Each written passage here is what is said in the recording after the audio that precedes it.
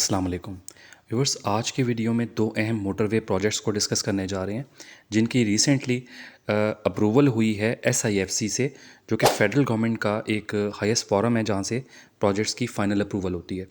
तो ये जो दो मोटरवेज़ हैं इनको हम डिटेल में डिस्कस करेंगे। मैं बात कर रहा हूँ एक M12 और एक M13 मोटरवेज़ की, जो कि M12 है वो सियालकोट खारियाँ मोटरवे है और M13 जो है वो खारियाँ रावलपिंडी मोटरवे है। ये आपके सामने न्यूज़ जो हैं वो मैं डिफरेंट फॉरम्स पे जो शेयर हुई हैं वो भी डिस्कस कर लेता हूँ। यहाँ पे शेयर हो रही हैं आपको कि SIFC ने 6 लेन मोटरवेज़ की अप्रूवल दी है M12 और M13 की। ये डिफरेंट फॉरम्स पे डिफरेंट जगहों पे रिपोर्ट हुई है और इस वीडियो के अंदर मैं इनकी कंप्लीट डिटेल्स आपके साथ डिस्कस करने वाला हूँ। मैप पे रूट अलाइनमेंट भी बताऊँगा और सारी चीज़ें डिस्कस करेंगे। स्टार्ट करने से पहले बस मेरी एक छोटी सी रिक्वेस्ट होती है, चैनल सब्सक्राइब कर लिया करें, वीडियो पसंद आई तो लाइक किया करें, शेयर किया करें ताकि इस तरह का इन्फॉर्मेटिव कंटेंट सब तक पहुँचे। तो सबसे पहले हम बात कर लेते हैं कि ये जो मोटरवे प्रोजेक्ट था सियालकोट खारियाँ मोटरवे प्रोजेक्ट, ये 4 लेन प्रोजेक्ट था इनिशियली और ये बहुत डिले का शिकार हुआ है। इसकी डिले की रीजंस भी डिस्कस कर लेते हैं। ये आपके सामने जो बिज़नेस रिकॉर्डर का पूरा एक आर्टिकल है इस पर उन्होंने लिखा है और इसकी मैं डिटेल्स आपको बारी बारी बता देता हूँ कि एक्चुअली ये जो खाड़ियाँ समरियाल कह रहे हैं, खाड़ियाँ सियालकोट मोटरवे जो था, ये डिले होने की रीज़न ये थी कि कॉस्ट एस्केलेशन हो गई थी बहुत ज़्यादा, क्योंकि 2021 में ये प्रोजेक्ट स्टार्ट हुआ था और आपको पता होगा कि बीच में बहुत ज़्यादा जो इंटरेस्ट रेट बहुत बढ़ गया था और इन्फ्लेशन बहुत आ गई थी। तो उसकी वजह से जो इसका जो मेन कॉन्ट्रैक्टर था FWO, उसने जो ये आपको पता है कि पब्लिक प्राइवेट पार्टनरशिप के तहत ये प्रोजेक्ट हो रहा था। तो उन्होंने जो P3 बोर्ड है उसको एप्लीकेशन दी थी कि इस प्रोजेक्ट की कॉस्ट को रिवाइज़ किया जाए। यानी कॉन्ट्रैक्टर ये कह रहा था कि हमें ज़्यादा पैसे दिए जाएँ, कि ये अब जो पिछली जो एग्रीमेंट है उसके मुताबिक अब ये कॉस्ट बहुत एस्केलेट कर गई है। तो P3 बोर्ड ने, जो यानी कि पब्लिक प्राइवेट पार्टनरशिप बोर्ड है, उन्होंने ये मामला रेफ़र कर दिया था फेडरल गवर्नमेंट को और फेडरल गवर्नमेंट का एक फ़ोरम है SIFC, उसमें ये मसला चला गया था। तो ये डिले की रीज़न यही थी कि इसकी फ़ंडिंग का जो मसला आ रहा था, फ़ंडिंग नहीं हो रही थी इस प्रोजेक्ट की, तो कॉन्ट्रैक्टर ने काम रोका हुआ था। तो अब फाइनली जो है मैं आपको डिटेल्स बता देता हूँ कि जो SIFC जो बनता है, स्पेशल इन्वेस्टमेंट फैसिलिटेशन काउंसिल एक बनी हुई है फेडरल गवर्नमेंट की। उसमें बहुत सारे मेंबर्स हैं, आर्मी चीफ भी उसका मेंबर है और उसके अलावा प्लानिंग कमीशन और डिफरेंट जो NHA वगैरह कम्युनिकेशन डिपार्टमेंट जो फेडरल गवर्नमेंट का है वो उसके मेंबर्स हैं। तो उन्होंने बेसिकली इसकी स्टडी करवाई थी, इसकी दोबारा स्टडी करवाई थी। एक ट्रैफिक वॉल्यूम स्टडी भी हुई थी 2027 तक, जो इस इन मोटरवेज़ पे यानी खारियाँ समड़ियाल और खारियाँ रावलपिंडी जो मोटरवेज़ हैं जो फ्यूचर में बननी है, उन पे ट्रैफिक वॉल्यूम भी बहुत बढ़ जाना था, क्योंकि इनिशियली ये 4 लेन्स प्रोजेक्ट थे। तो डिसाइड ये किया गया था SIFC बोर्ड की तरफ से कि क्योंकि फ्यूचर में ट्रैफिक भी बहुत बढ़ जानी है, तो अभी तो ये बनी नहीं है मोटरवेज़, तो इनको 4 लेन की बजाय 6 लेन पे किया जाए। तो NHA ने सारी ये ब्रीफिंग दी थी बोर्ड में, क्योंकि NHA भी इसका मेंबर है SIFC बोर्ड का, इनकी जो एग्जेक्टिव कमेटी है। तो NHA को ये डायरेक्शंस दी गई थी तमाम स्टडीज़ वगैरह करवा के और जो भी ब्रीफिंग लेके SIFC की तरफ से, कि बजाय कि इसको 4 लेन के बनाने के इसको 6 लेन पे बनाया जाए। इसका जो रिवाइज्ड जो PC1 है वो तैयार करके सबमिट किया जाए इनको SIFC को, और फिर उसके रेलिवेंट फॉरम्स से जो अप्रूवल हैं वो भी ली जाए। NHA को ये टास्क दिया था कि जो भी रेलिवेंट फॉरम्स हैं, क्योंकि SIFC तो फाइनल फॉरम होता है ना, नीचे से जो फॉरम्स हैं यानी CDWP है या जो ECNIC का बोर्ड है, फेडरल गवर्नमेंट की कमेटी है ECNIC, उसका उधर से अप्रूवल ली जाए, उसके बाद इसको सबमिट किया जाए। ठीक है। P3 बोर्ड भी है, पब्लिक प्राइवेट पार्टनरशिप बोर्ड है, जो वहाँ से भी अप्रूवल ली जाए। तो ये सारी अप्रूवल्स लेके सबमिट करे NHA और उसके बाद फिर इसको कॉन्ट्रैक्ट वगैरह अवार्ड करके काम करवाया जाए। तो अच्छी खबर ये है कि ये सारी चीज़ें अब डिसाइड हो गई हैं, ये जो कॉन्फ्लिक्ट रेजोल्यूशन है ये हो गया है, क्योंकि मसला यही था कि कॉन्ट्रैक्टर कह रहा था हमें पैसे ज़्यादा बढ़ाए जाएँ इसके प्रोजेक्ट के। तो अब बहरहाल इस प्रोजेक्ट की जो अमाउंट है वो बढ़ा दी गई है। आपको मैं बता दूं 2021 में जो इसकी कॉस्ट थी वो 22 अरब रुपए थी सियालकोट खारियाँ मोटरवे की। अब इसकी बढ़ के कॉस्ट जो है 4 लेन वाले की वो 61 अरब रुपए हो गई है, और अगर इसको 6 लेन में कन्वर्ट करना है तो 71 बिलियन रुपीस की कॉस्ट आएगी। और अगर इसको बाद में जाके ये करेंगे तो 11 अरब रुपए का गैप आएगा। यानी कि अगर ये 2027 में जाके इसको 6 लेन करेंगे तो इनको 11 अरब रुपए ज़्यादा देने पड़ेंगे। इसलिए फेडरल गवर्नमेंट ने यानी SIFC ने महसूस किया कि इसको जो है हम अभी से ही करवा लेते हैं 6 लेन पे। ठीक है, 11 अरब रुपये की बचत कर लेंगे। तो ये अब आपके सामने शेप अप होती नज़र भी आ रही है। खारियाँ सियालकोट मोटरवे जो है उसका मैं रूट अलाइनमेंट थोड़ा एक्सप्लेन कर देता हूँ आपको। ये खारियाँ वाला पॉइंट है जहाँ पे ये एंड हो रही है GT रोड पे।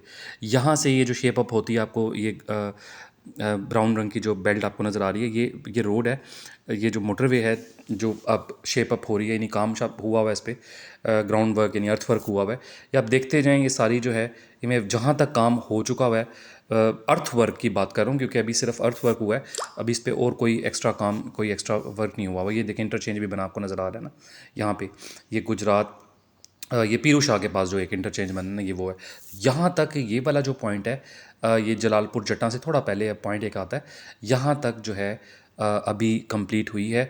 लेकिन आगे वाला जो पोर्शन है अभी बिल्कुल नहीं हुआ, क्योंकि आगे जो मसला है वो यही है कि यहाँ पे एक स्टडी करवाई गई थी जिसकी वजह से ये डिले हुआ है।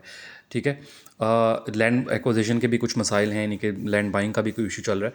तो ये समड़ियाल वाला पॉइंट है, यहाँ से M11 ख़त्म होती है। ये M11 जो लाहौर से सियालकोट मोटरवे का आ रही है ना, ये यहाँ पे M11 एंड होती है, और ये पीछे लाहौर से आ रही है, और यहीं से बेसिकली स्टार्ट होगी आपकी M12 जो कि समड़ियाल खारियाँ मोटरवे होगी। ठीक है, अब मैं आपको थोड़ा सा जो रूट है उसका भी थोड़ा सा एक्सप्लेन कर देता हूँ, कि जो खारियाँ से रावलपिंडी जो मोटरवे जानी, क्योंकि यहाँ से खारियाँ है ना, खारियाँ से एंड हो, ये सीधा ये रूट GT रोड के पैरेलल चलेगा और एंड हो जाएगा जाके, ये डिफरेंट आएंगे इसमें, दीना का आएगा, लाला मूसा का, जो भी इसमें इंटरचेंजेस आएंगे सारे, गुजर खां वगैरह के, मंदरा, और ये सारे पॉइंट्स आएंगे। एंड होगा जाके ये जो टी चौक बनता है रवात के पास, जहाँ से GT रोड और इस्लामाबाद एक्सप्रेस वे सेपरेट हो जाती हैं। ये इस्लामाबाद एक्सप्रेस वे जा रही है, यहाँ से ये GT रोड जा रही है, तो ये पॉइंट जो है ये टी चौक है, यहाँ पे इसने एंड होना है। तो इस तरह से ये रूट अलाइनमेंट्स इनकी दोनों की है। इससे लाहौर से रावलपिंडी का फासला GT रोड के मोटरवे के मुकाबले में, M2 मोटरवे के मुकाबले में 100 किलोमीटर कम होगा। आप अंदाज़ा लगा लें कि इसकी इंपॉर्टेंस जो है कि 100 किलोमीटर का डिस्टेंस जो है वो कम हो जाएगा as compare to M2 motorway, इस मोटरवे के बन जाने से।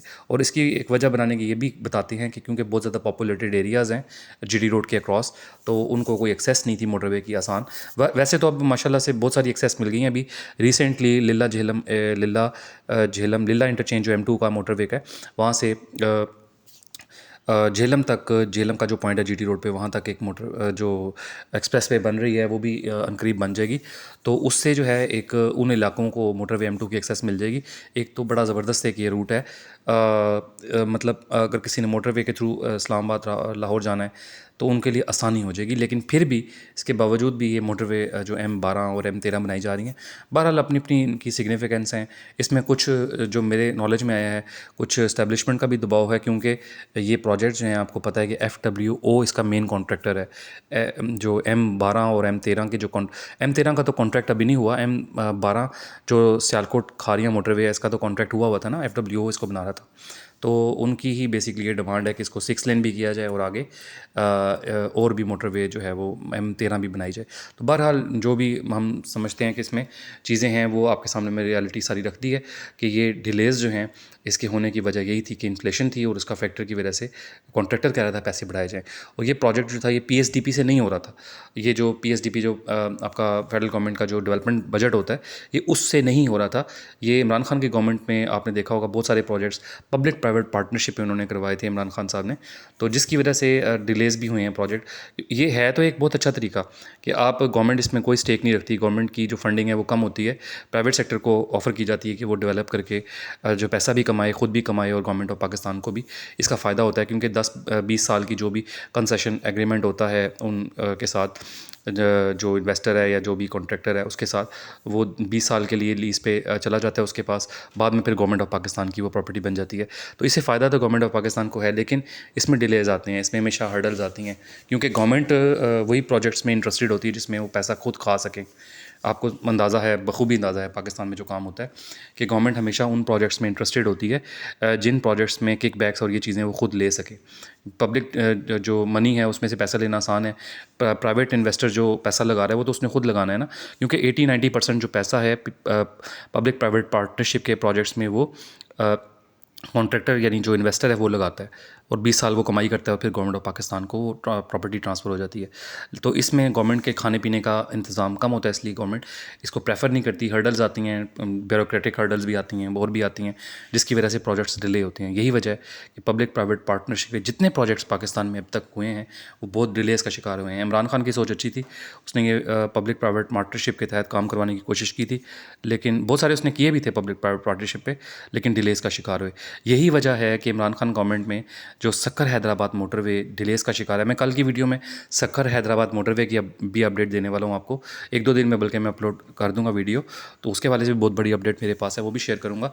तो वो इमरान खान के दौर में पब्लिक प्राइवेट पार्टनरशिप के तहत हो रही थी। वो प्रोसेस बहुत लिंगर ऑन हुआ, जिसकी वजह से वो प्रोजेक्ट जो है अभी तक आप देख लें कि वो रुका हुआ है। इसको 4-5 साल हो गए हैं कि इस पे वर्किंग हो रही है, लेकिन 4-5 साल से अभी तक सक्कर हैदराबाद मोटरवे एक लिंक है सिर्फ 300 किलोमीटर 310 किलोमीटर का, एक सिर्फ सेक्शन रह गया है मोटरवे का। पेशावर से लेके कराची तक जो मोटरवे है, जो अवेलेबल मोटरवे है, उसमें सिर्फ एक सेक्शन है M6 जो सक्कर हैदराबाद है, वो मिसिंग है, बाकी सारा हो चुका है। तो उसके डिलेज़ में भी यही वजूहत थी जो मैंने आपके साथ डिस्कस कर ली हैं। तो SIFC में बहरहाल ये अप्रूवल्स हुई हैं 2 बड़ी। सक्कर हैदराबाद मोटरवे के हवाले से बहुत बड़ी अपडेट है, बल्कि अब कराची से सक्कर तक मोटरवे नहीं बनेगी। बहुत बड़ी अपडेट है, वो इंशाल्लाह मैं 1-2 दिन में वीडियो अपलोड करूँगा, आप ज़रूर देखिएगा। इसके अलावा और बहुत सारे प्रोजेक्ट्स जो हैं उनकी अपडेट शेयर करनी है। बस आपसे ये रिक्वेस्ट होती है कि आप चैनल सब्सक्राइब किया करें, ताकि जब भी इस तरह की अपडेट वीडियो आए आपको सबसे पहले पहुँचे, क्योंकि बहुत इन्फॉर्मेटिव वीडियोज़ होती हैं। अपडेट मेरे पास जो मैं कोशिश करता हूँ कि जो इन्फॉर्मेशन आप लोगों के लिए निकलवा के ख़बर आपके साथ शेयर करूँ सबसे पहले, ताकि आप लोग अपडेट रहें। तो अगली वीडियो में इंशाल्लाह फिर आपसे किसी अच्छी अपडेट के साथ मुलाकात होगी। अपना ख्याल रखिएगा। अल्लाह हाफ़िज़।